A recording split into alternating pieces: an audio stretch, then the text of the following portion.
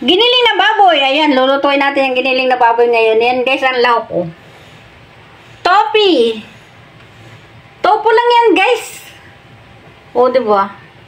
Topo na maligat na inikot-ikot-ikot-ikot. Iiwain ko yun ng maliliit guys para ihalo dito sa giniling na baboy. At ito, lalahukan natin ito. Parang topi pa rin yan. Tapos ito naman guys ay cucumber na maliliit. Cucumber na maliliit yan. So, ayan lang ang lulutuin ko ngayon guys na karne. Siyempre, mayroon ding isda. Sa kanila yan guys. Para sa hapunan. At mayroong shokway. Ayan, oh. Shokway yan guys. Ang tawag nila dyan ay shokway. Okra. At siyempre, ayan, ibinabad ko sa tubig para malinis na malinis ang beans at carrots. At eto na ang pinaka... Lilinisin ko ng linis na linis yung pechay guys. Kanina ko pa yung nakababad guys. Pero kulang pa yung oras ng pagbabad niya. Kailangan kasi guys, alam mo dito sa Taiwan kasi guys ay maraming chemical ang mga gulay para manatiling sariwa. Kaya ayan, binababad ko sa tubig para sure na ang kakainin namin ay healthy na pagkain. Yan. So ayan na nga guys, lilinisin ko muna itong lahat ng ito. Ay re-ready ko kasi mamayang hapon pa ako magluluto. Kaya kailangan natin ay ready na guys. Okay. Cucumber guys. Ihiwain ko yan ng maliliit yung cucumber na yan. Kasi ihahalo ko yan. Yan. Matamis yan guys, yung cucumber na yan. Kaya ang sarap ng karni pag inihalo mo siya. Yan, maghihiwa ako ng cucumber. So, ayan na nga guys, nahiwa ko na. Ang cucumber na matamis na yan. Yan. At dahil nahiwa ko na, mamayang gabi pa ako magluluto, ibabalik ko yan doon sa kanyang pinaglagyan. Kasi may sabaw yan, masarap. Isasama ko din yan guys sa pagluluto, yung sabaw-sabaw niyan. Kasi masarap yan. Tapos itong tofu, nahiwa ko na din siya guys ng malilinggit. Ang dami no. Kaya tatakipan ko lahat yan kasi ilalagay ko sa ref. Mamaya pa kasi ako magluluto. Niready ko lang. Tapos ayan na, natanggal na ng yelo yung aking karning baboy. Yan, 2 balot na baboy yan guys. Ilalagay na natin yan sa ref kasi mamayang gabi pa ako magluluto. Niready ko lang ang lahat. Ayan. Ito na yung pechay. Nalinis ko na yan guys. Pero mamayang hapon ko pa siya hihiwain. Kasi bago ko hiwain yan ay hugasan ko pa ng isang hugas. Ayan, ganun ako guys kalinis sa pagdating sa pagkain. Kailangan malinis na malinis guys yung ating piniprepare na pagkain bago lutuin. So, kahit nahugasan ko yan 3 beses, hugasan ko pa uli yan bago ko hiwain. At dahil mamayang hapon ko pa lulutuin, mamayang hapon ko hihiwain. Tapos ayan, itong beans, nahiwa ko na siya guys. Ayan, no, carrots lang ang lahok niya. Mamaya ko nahihiwaan yung carrots. At na-ready ko na din yung isda. Tatakipan ko lang yan ng plastic. Tapos ilalagay ko lang sa ref. At eto, nalinis ko na din yan guys. Ang shokway, paborito namin yung shokway, ang okra. Alam nyo guys, maganda sa katawan yan. Kumain kayo lagi ng ng okra. Parang yung balat ninyo ay maganda yung kutis nyo pag lagi kayong kumakain ng okra. Tsaka maganda din yan sa yung pag ikaw ay nagda-diet, mas maganda talaga yung okra. So, ayun na nga guys, gayahin nyo na lang ako. Yan, itatago ko na to kasi mamaya ako pa lulutuin. Okay. Ayan, mag-umpisa na tayo magluto guys ng karne. Ayan. Ito, magkakaroon niya ng sariling sabaw niya guys. Kaya, lulutuin nyo natin sa sariling sabaw niya yan. Pwedeng takipan. Siguro, tatakipan ko para mas madali. Kasi hapon na, nagmamadali ako. Takipan ko lang siya guys para mas mabilis siyang maluto. Ayan.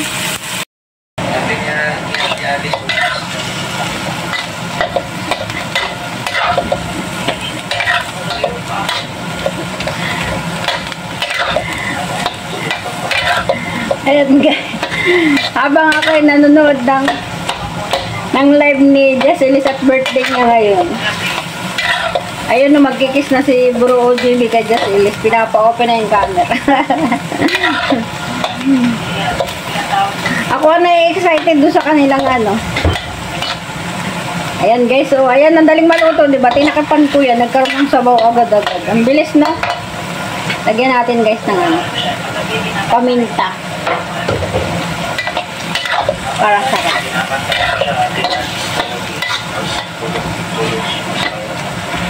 Uy, sayak naman. Narinig nyo guys, sabi ni OJB. Masarap naman ang pagmamahala ng dalawa. Narinig nyo guys. Ayan, lagay na natin to. Buti na lang wala pang music, oh, kaya hindi ako maano. Usapan pa lang sila dun sa ayan, ilagay na din natin to guys. Masarap ng lawak nito guys, alala mo. Ito yung pickles guys, oh. Yung hiniwa ko kaninang pickles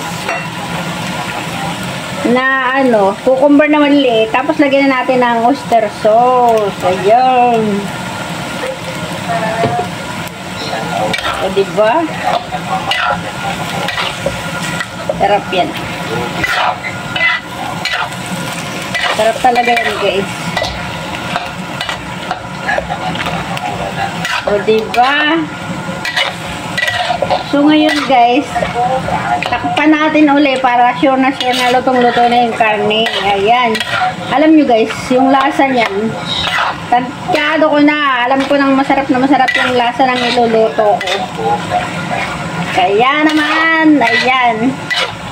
Pero alam nyo guys, lalagyan ko yan ng sugar na ano, white. Ayan, no. White na sugar. Wala kasing bitchin or paminta. White sugar. Yan. Saraduhan na muna natin. Ayan guys, luto na. Nalimutan ko na. Ano, na-busy ako dun sa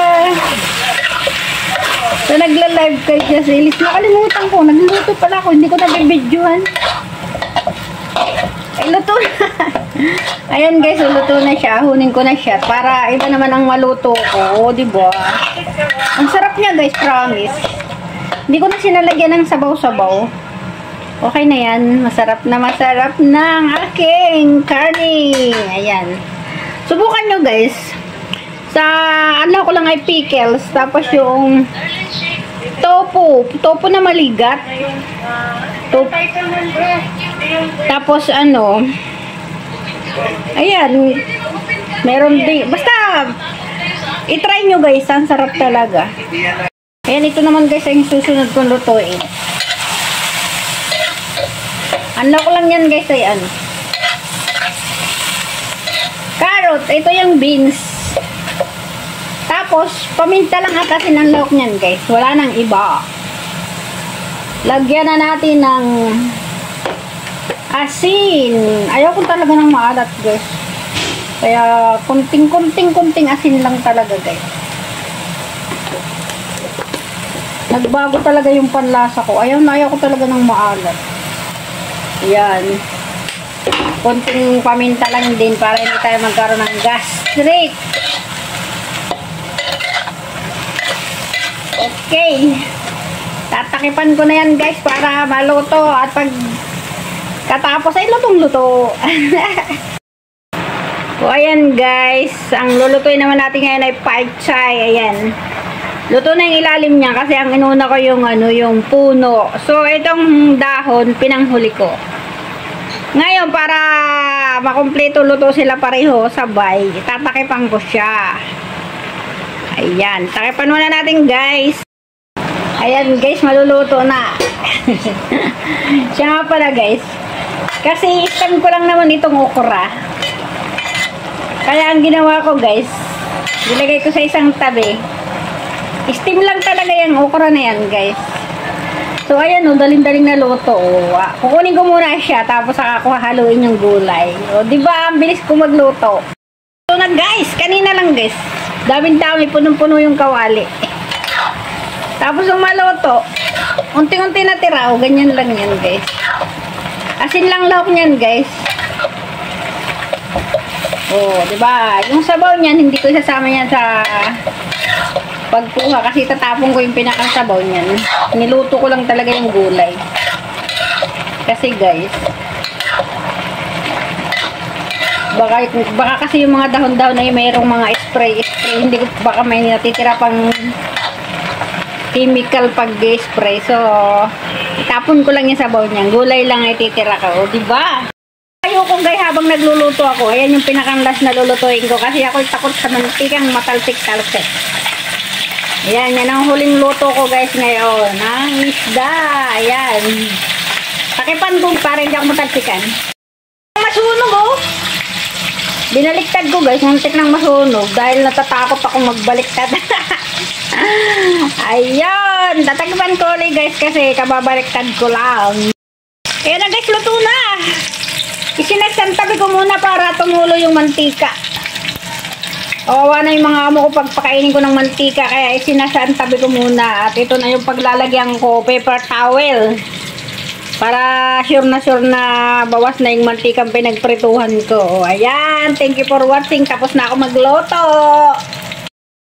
At ayan guys, for today's video, ito lang po ang naluto ko. Pagkadaming-daming gulay. Ayan ang isda. Ayan yung karne. Nagbawas ako ng konti kasi napakarami kong nilutong karne. Ayan o. 1 week yan kakainin guys.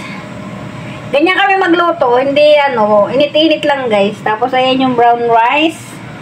Kasi ayaw tumaba ng mga boss. Siyempre yung okra na in-steam ko. Ayan. At ang beans. With carrots. So ayan, thank you for watching guys. Dito na nagtatapos ang aking pagluluto. Ayan lang, ganyan lang kasimple ang luto ko dito. Ayan, bye-bye.